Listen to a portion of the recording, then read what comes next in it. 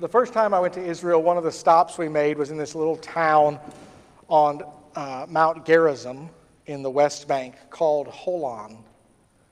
There's not really any famous sites. Instead, we were there to visit a small community of people, the Samaritans.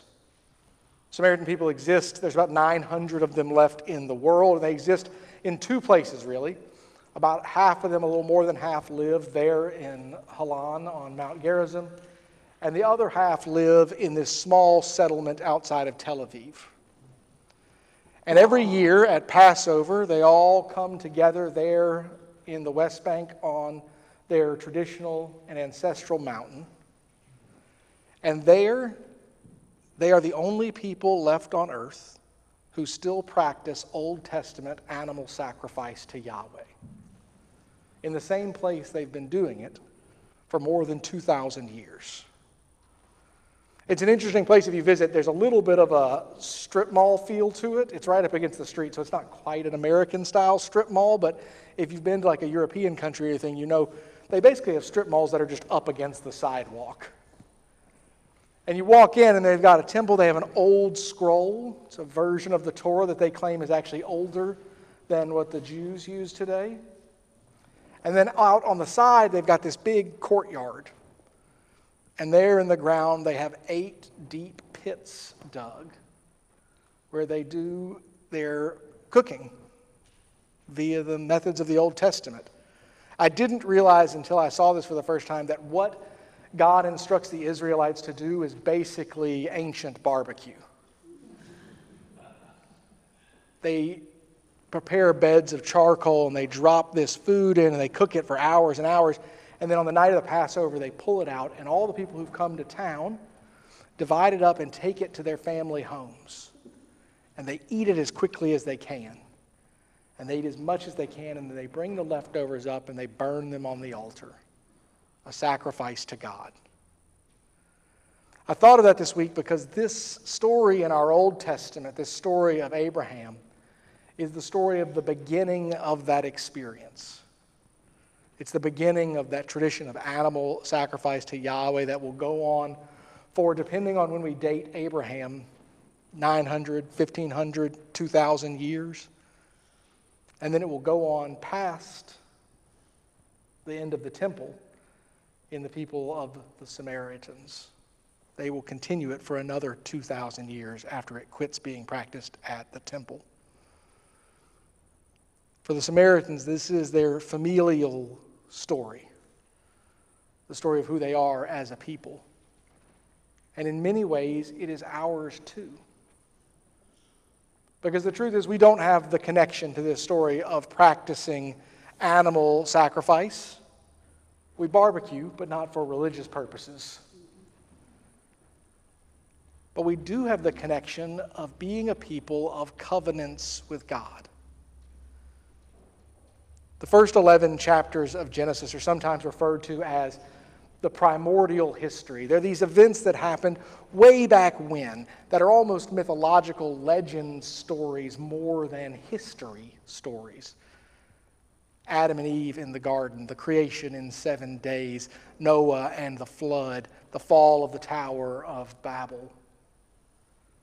But then we get to chapter 12, and Abram's character is introduced, and we move into what we refer to as the patriarchal histories. From then on, it is a story of a family. A family that throughout the years would be expanded and grow, but a family that is always in relationship with God. A family that eventually becomes a nation, a whole people. A family that expands again under the ministry of Jesus and of his disciples to encompass not just a biological group, but a group of believers that spans the entirety of the world. A family story that begins with this one person who believes and trusts in God and steps out into the unknown in faith. This is our familial story. And so during this time of Lent, we're taking these sermon times to do a little bit of reflection, and I was wondering, what in this story was sticking with me so much. And I came to the conclusion that it was asking, where are we in our part of this story? If we're connected to Abraham in the beginning by our participation in covenants, then is it possible that we are connected by God's call into the unknown?